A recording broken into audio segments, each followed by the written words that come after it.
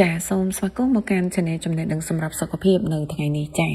ថ្ងៃនេះ Channel យើងខ្ញុំនឹងធ្វើការណែនាំពីសារៈប្រយោជន៍នៃការញ៉ាំព្រីងដែលល្អសម្រាប់សុខភាពចា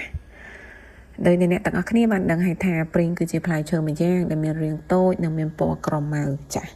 ដូច្នេះចូលរួមស្ដាប់ទាំងអស់គ្នាជាមួយនាងខ្ញុំពីសារៈប្រយោជន៍ដែលអ្នកនឹងទទួលបានពីការញ៉ាំព្រីងចាអត្ថប្រយោជន៍ទី1នោះគឺជំងឺមហារីកចាព្រីងមានផ្ទុកនៅសារធាតុប្រឆាំងអុកស៊ីតកម្មដ៏ច្រើនដែលអាចជួយប្រឆាំងនឹងរ៉ាឌីកាល់សេរីក៏អាចជួយបញ្ឈប់ការលូតលាស់និងការរីករាលដាលនៃកោសិកាមហារីកដែលបង្កគ្រោះថ្នាក់ដល់សុខភាពរបស់យើងចា៎ទី2គឺល្អសម្រាប់ជំងឺទឹកនោមផ្អែមចា៎សារជាតិដែលមាននៅក្នុងផ្លែព្រីងអាចបំបែកជាតិស្ករនៅក្នុងខ្លួនទៅជាថាមពល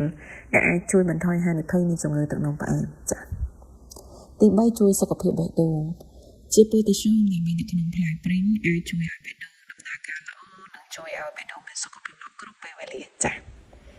ទី4គឺល្អសម្រាប់ការទល់លាមកចា៎ផ្លែព្រីងមានឥទ្ធិពលខ្លាំងក្នុងការប្រយុទ្ធប្រឆាំងនឹងអាការៈទល់លាមកបានយ៉ាងពូកែចា៎ក៏ព្រោះតែព្រីងហ្នឹងគឺសម្បូរទៅដោយជាសរសៃដែលធ្វើឲ្យរំហូរនៃកាកសំណល់រាងកាយមានភាពងាយស្រួលចា៎ក្រៅពីនេះទៅទៀតចរណាពោះវៀនក៏ដូចជាដំណើរការទៀងទាត់ចាដែលល្អសម្រាប់ប្រព័ន្ធរំលាយអាហារទៀតផងចាទី5គឺការពារឆ្អឹងឲ្យរឹងមាំចា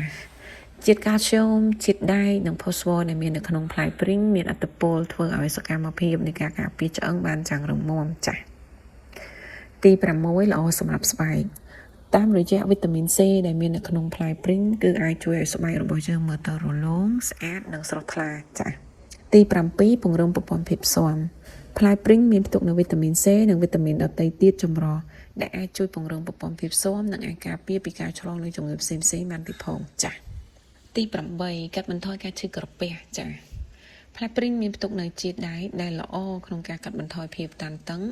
សកម្មភាពហូរប្រមាណនិងការឈឺចាប់ទូទៅនៅក្នុងក្រពះចា៎ទី9ជួយបង្កើនកោសិកាឈាមក្រហមផ្លែព្រីងមានផ្ទុកនៅសារជាតិដែលជួយបង្កើននូវកោសិកាឈាមក្រហមដែលអាចជួយឲ្យរួចផុតពីបញ្ហាសុខភាពជាច្រើនដូចជាភាពស្លេកស្លាំងនិងកង្វះជាតិដែកជាដើមចា៎ទី10ក្អករ៉ាំរ៉ៃការក្អករ៉ាំរ៉ៃអាចនាំឲ្យមានការអាឡែហ្ស៊ីឬក៏ផ្ដាសាយប៉ុន្តែនៅពេលដែលយើងញ៉ាំផ្លែព្រីងអាចបញ្ឈប់អាការៈនេះបានចា៎ព្រោះតែព្រីងសម្បូរទៅដោយវីតាមីន C ចា៎ហើយអត្ថបទនេះChannelយើងខ្ញុំដកស្រង់ចេញពីគេហទំព័រក្នុងស្រុកកម្ពុជាថ្មីចា៎សូមអរគុណអ្នកទាំងអស់គ្នាដែលតែងតែតាមដានក៏ដូចជាគាំទ្រនៅChannelចំណេះដឹងសម្រាប់សុខភាពចា៎សូមអភ័យទោសនៅពាក្យពេចន៍មិនច្បាស់ក៏ដូចជារូបភាពមិនច្បាស់នៅត្រង់ចំណុចណាមួយចា៎សូមអរគុណ